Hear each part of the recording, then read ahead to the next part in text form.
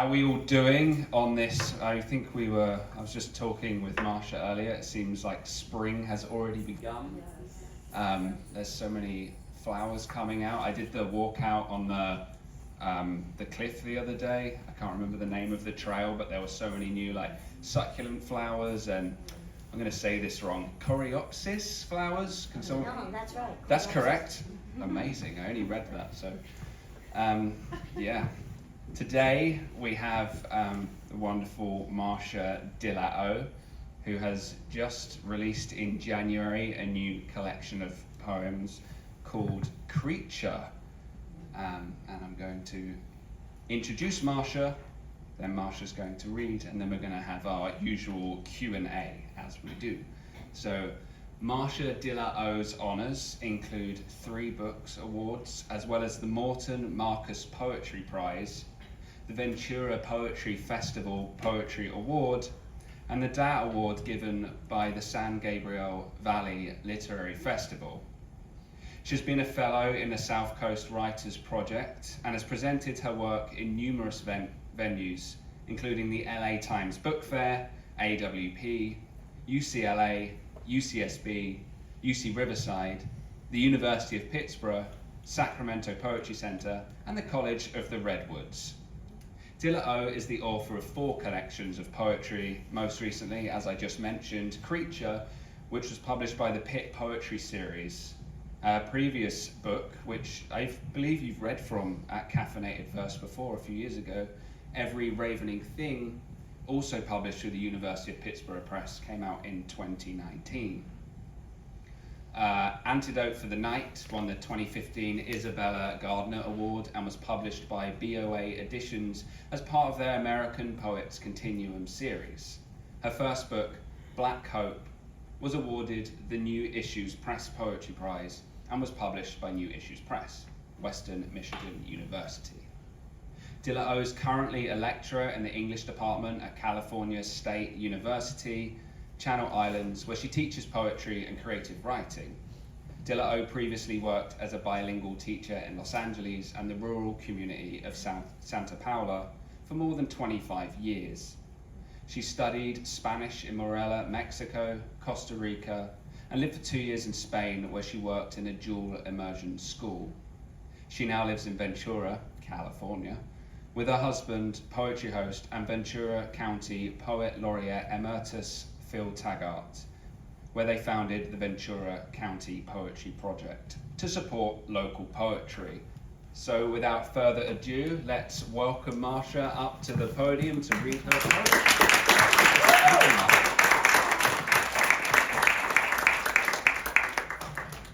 So you guys, can you hear that thing rumbling in the corner a little bit? Does the feedback bother you?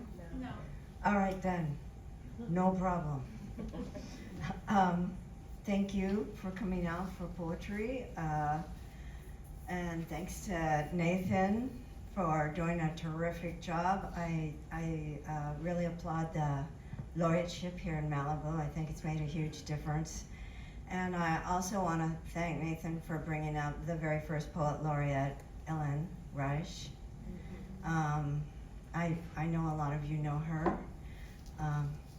She was also a very good friend of ours, and she got ill, and then COVID hit. And then we couldn't really see her anymore because of COVID. And I remember, well, it would have been 4 years ago, around this time, we called her, and her son picked up, and she knew it was us, and she said, I want to take this one. And her son got back on the line, and he said, we'll call you back after dinner. Right now we're eating. And I want to take this one. We're the last words we heard her say, because we didn't get a call back, and pancreatic cancer moved fast. So this book that I wrote has quite a few poems about Ellen, and also about my father. I I wrote it during the last 5 years of his life when we, my siblings, and I were taking turns going down and staying with him so he could remain in his home. And I thought, since Nathan recently mentioned Ellen, that it would be good to read a few poems. And unfortunately, when I turned in the manuscript for this, it was just a few weeks after my father passed, and so I did not put in the notes the poems that were about Ellen, but I think you would know if you read them. Okay, let me get one. I have to set this down and get. I'm going to read one that's not in the book because I wasn't done with it. Do you want me to fit it in the holder? Oh yeah, put it in the holder. I didn't know why it wasn't. I thought, oh no, I have to hold it. There you go. All right, that's much better. This poem is called Kinswoman, and I'm sure a lot of you thought of her as kin. And still, I wondered how to gather you on this enormous earth with its wide and desolate spaces. Where would we find traces of your disobedient soul? Where the branches, your doves, still drowse? Where the doe you sheltered in your breast? Where is she now? Some said, the oaks, look to the oaks, for we know the oak in your soul nourished many creatures among its limbs. And so I searched. I understand there was no way to go on except by dying. Everything you've done is exactly right. And yet you beckon still, as though a threshold. And it came to me that your tenderness is like the nectar bees carry off to make honey. So I must only go out the back door and settle to breathe you in with the jasmine that lines the fence. And I do. I go there. I go to jasmine.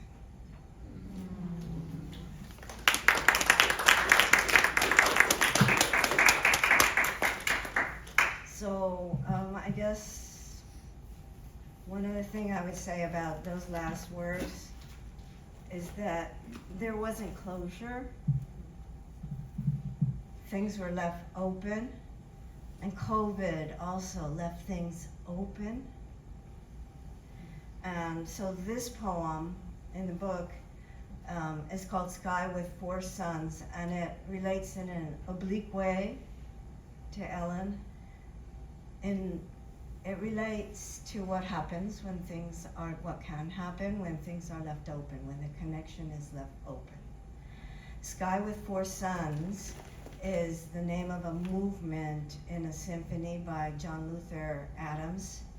And he is a composer originally from Alaska, so his music deals with the natural world and immensity. And this piece that he was working on was called Canticles of the Sky. And Sky with Four Suns is one of the movements. It deals with the fact that in the Arctic Circle, ice crystals in the sky at certain times of the year can create the illusion of multiple suns. Sky with Four Suns. Out of flint, a knife. Out of scoring, a line. Mutter of moving water under sea ice, small waves threshing small stones. The ravens arrive at noon. Light becomes glass, becomes steel, dazzles and wounds.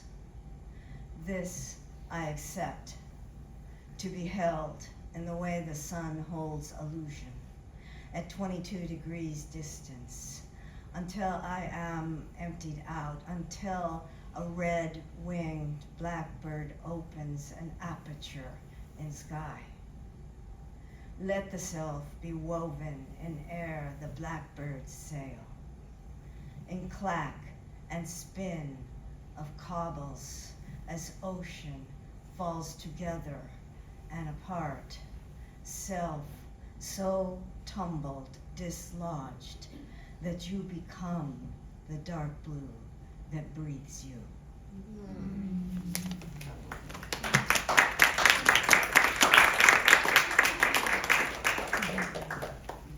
So I mentioned that the manuscript was also written during the time that we stayed with my father, so I want to read a couple of poems about my father. And I want to say to you that it was, of course, a difficult time, but also such a precious time. All right, let's see. Page 29. This poem is called American Megafauna. And what that expression, American megafauna, has to do with is the fact that when America first emerged as a nation, and Thomas Jefferson was he the second or the third president? Oftentimes the Europeans were saying things, the British were saying things like, isn't it too bad that animals in America are also stunted and paltry? And they took it to heart. They believed that maybe our wild animals were inferior.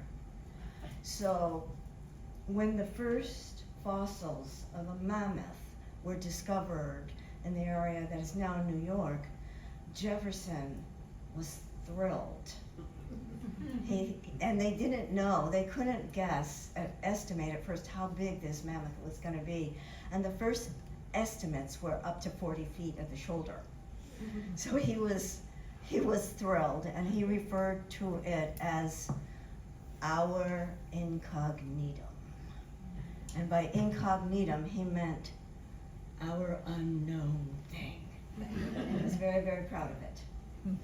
And there is also a reference in here to an archaeological dig that took place in the Southwest, and the location was called El Fin del Mundo. And you know what that means, right? The end of the world. American megafauna. Our father leaking blood and water. Our father leaking earth. A private in the army back when, enjoying free food and small duty until they meant to send him to Korea if he didn't shape up.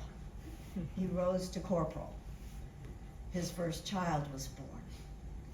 He got a second job from late afternoon on, Oklahoma, where light lasts so long you can work 2 jobs and get home by full dark. The venerable American mastodon, our incognitum, our ritual for vanishing. As we are his witnesses, as his blood shudders in our veins, as he is arterial, as he is my artery. Shudder, an alarm call by vervets in the presence of a snake, to make such a call, to cry danger. The shudder in my body as I knock in the morning. Everywhere, Holy Spirit and fear. It's late and he hasn't come out. Light full, body stretched out. As blood throbs, I hear him. He's alive. He's saying, it's a beautiful spring morning. He's saying, what time is it? He's saying, I can get up. The dig at El Fin del Mundo exposes elephant bones scattered near spear points. The trapped animal no longer trumpets. He rears up, lunges forward as blood smarts. All our fathers, titans of the Ice Age, great beasts, their sparse ginger hair, their black gone silver. Once ensnared, they linger on the surface for months. When I say Holy Spirit, I mean that which is elusive and everywhere, that which we all share. Water is holy to shark, fire to lodgepole. Soft air over the seep, lacquered with leaves, to my incognito, my Father, sinking.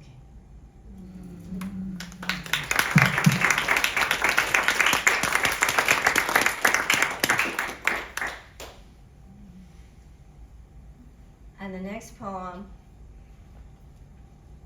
is called The Day I Was Protected. Need my water, excuse me.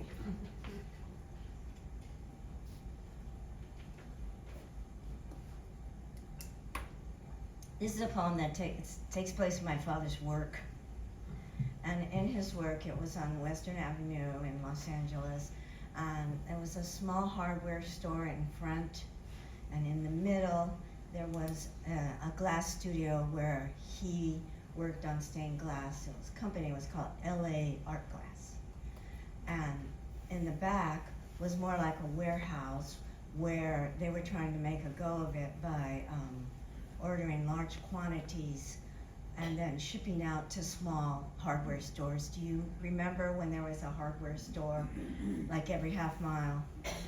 And so the business did end up going down because as soon as Home Depot came into existence, a lot of those hardware stores were gone, and so they couldn't deliver to those little hardware stores. This was on a Saturday, and he used to take us, we were 5 kids, he used to take us one at a time to work with him because he worked all the time, so all our contact with him was, via his work. The day I was protected. I am the harsh sound a tool makes, a small cutting wheel scoring a surface, scribing a line. Briefly, intense heat is generated. Briefly, the glass cries out a hurting sound. They wound each other in their touching, steel and annealed glass.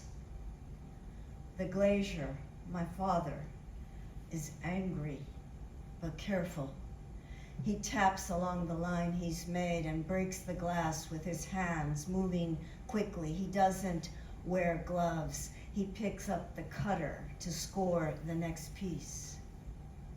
Have you ever felt a hive mind, a swarm in light that falls slant, a presence? The glazier is my father. In those days, stained glass comes from Europe in boxes in the hulls of freighters. I am 8 years old at this time. My father is making a lantern for my mother, but he stops when the man comes in. I use a box cutter to slit the seams. Rondelles from Belgium stacked inside. Lift out honey-colored discs and hold them up to high windows. The column of my arm, candelabra of my fingers. My father lets me play with glass, with lead, with box cutters. I never touch the soldering iron.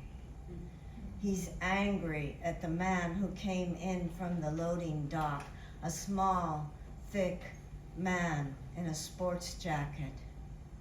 Did you know dragonflies see more light than us? Their eyes absorb colors beyond our range, and they catch the image faster, a ripple in the amplitude of air. Their brains evolved to process light. Blood thrumming, drum heart knocking, throat clenched. The harsh sound of breath shuttles through my narrow passage. The man is talking to my father. First he makes a purchase, the lantern my father made for my mother. My father sold my mother's gift. Then the man asks, how much for the little girl? My father laughs and says, she's not for sale. The man begins to bid. He offers a price, then a higher one. Not for sale, says my father. Another offer, and another. Outside, cars are stopped on Western Avenue, waiting for the light to change.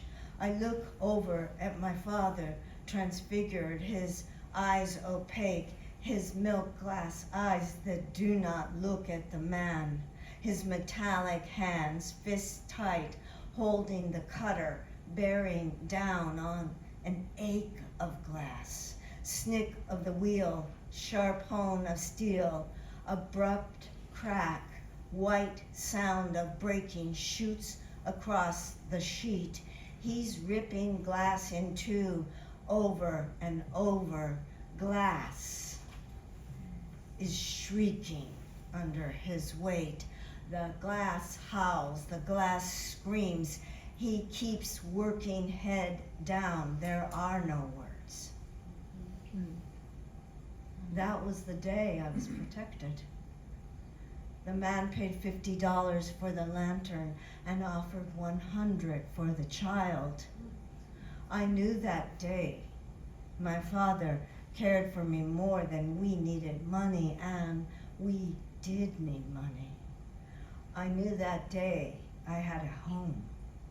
Walls were made of glass. There was a horizon beyond. Wow.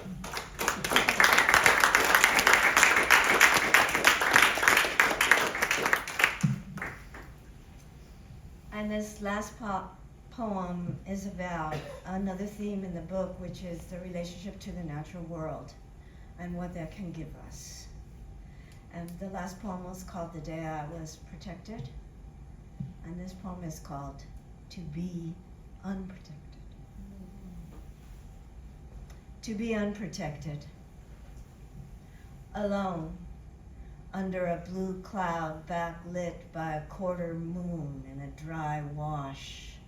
I wanted starlight to bend low, brush my face and bare arms. There's a thirst inside syntax for what can't be told. Night breaking against the bowl of mountains, heart ticking each unit of flux. When I say I heard it, I mean I felt its song on my skin, in needles, in shards, raining like flakes from a hammerstone. Feathered, rippled, stroke struck. Inside my body, a hum or tremble in a place where I keep fear. Outside, a glister, a lilt, falling as sound from stars, like tin, like salt, like silt. Words can't mean the same thing twice. When I say I thought I might die of beauty, I mean it broke me apart. I had to give in, let night drape a garment of sound over my human form. Let words yearn toward silence under the piano of starlight, its soft percussion. If wild is song and singer, let it wash over, empty me, and make use of my emptiness. I am willing.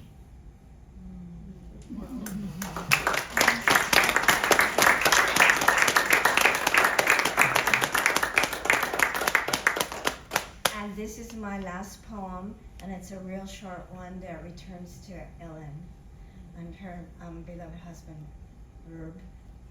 And they came to our wedding, which was in 2010, and at the end, they danced. And so, and are they good? Oh, yes. Oh, yes. Oh, yes, they were stars. So this is a poem about that. It's called When They Dance.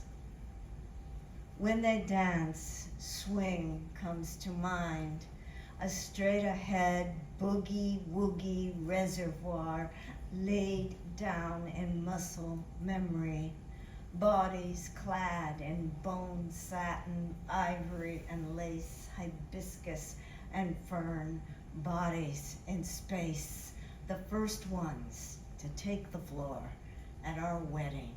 She in her kitten heels, Herb's arm lifted, Ellen spinning in that shelter, propelled by their vascular, heart-pounded force, their faces rising to one another, gulping air. I call you out, love. No one is untouched. Yes.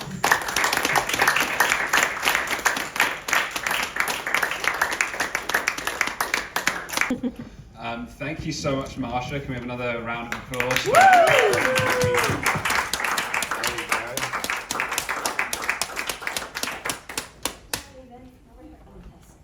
Your clipboard. Can't forget that. I was like, oh no, my clipboard. All right. Well, thank you so much for that, and also thank you for honouring Ellen to the Malibu community. You know, many people in here were touched by Ellen and good friends with her too, so that was really wonderful to hear you read about her and in her honour also. I'm going to ask a couple of questions before opening it up to the rest of the room.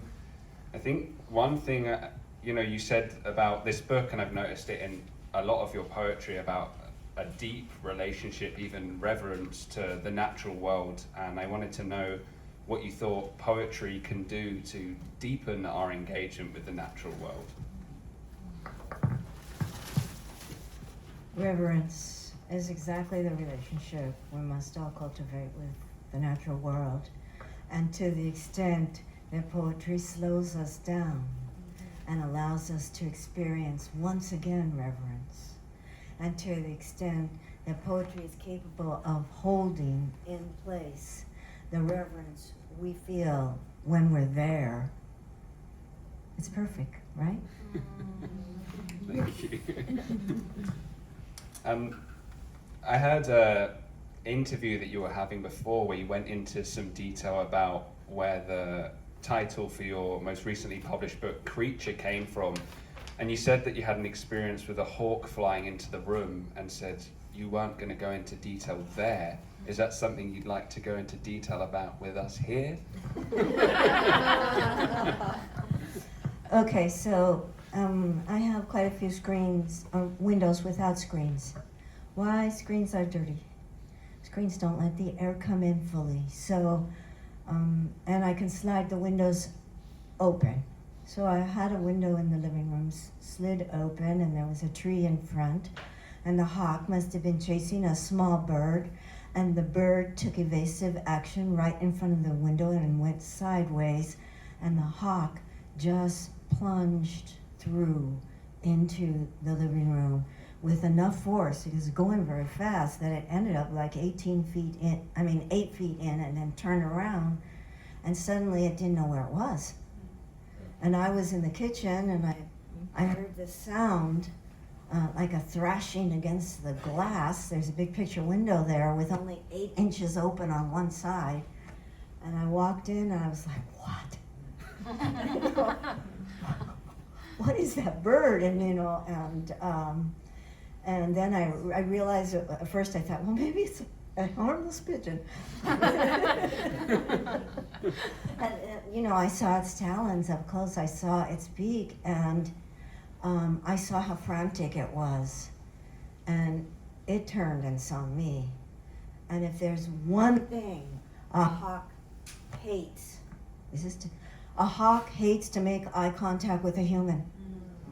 It's the worst thing for them. And so when we made eye contact, the hawk became hideously upset. I mean, really upset. And I thought, okay, I gotta get out of here, but first I gotta open as much as I can. So I like crept up to the window, opened it. I opened the door. I ran to the dining room and opened both doors as wide as I could, the French doors, and then I ran and hid to give the hawk time to be calm and make its way out. And that is what happened.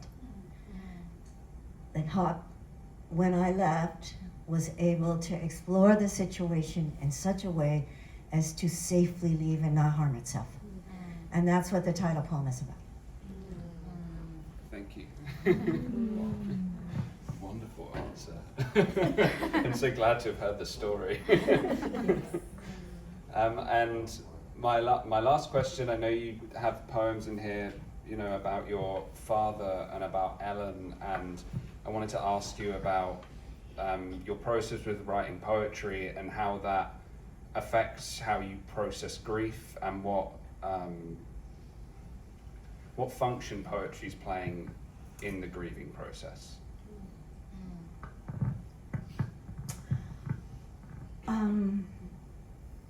Grief can be memorial, and grief can serve to venerate, and a poem can be a memorial. And like I said before, a poem holds things in place. It holds emotion. I like to call it a little bit of a haunting, you know, like an emotional residue from another time. So the poem holds certain scenes and certain feelings, and that's true for any poem, right? So in that way, it's a good haunting. And I know it matters to my family, to my sister, and I don't think my brothers read poetry, but my sisters for sure, and my nieces and nephews, they feel good about having that held for them. Thank you. That's a wonderful answer. Thank you, Marsha. I want to open up the questions to the floor. Does anyone have any questions for Marsha? And I'm going to pass the microphone back over. When you start a poem, do you start with an emotion or an image in your head?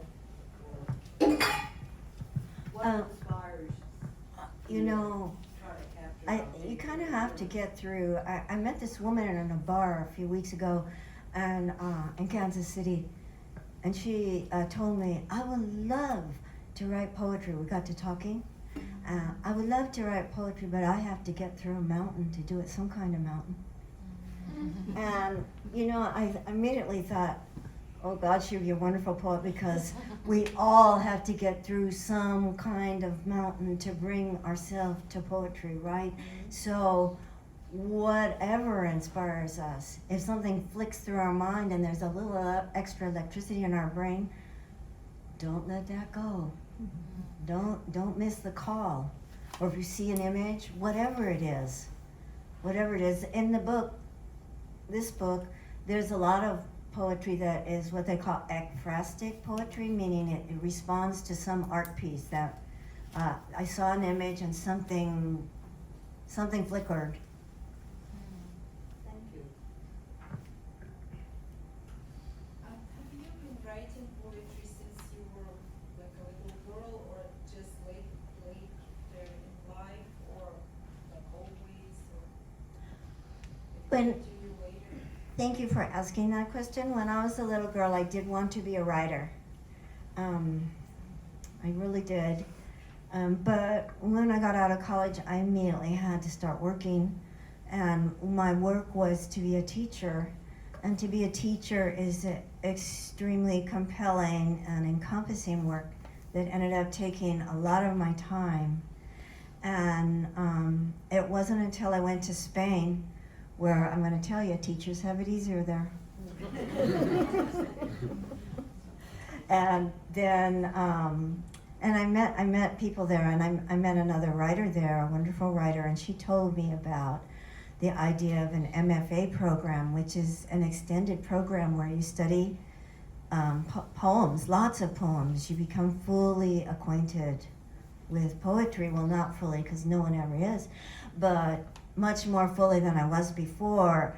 And that really started me. And so before that, I did write, I journaled, and I belonged to a women's group. But after the MFA program, that's when I thought, maybe I could do this. Maybe I could, quote, become a poet.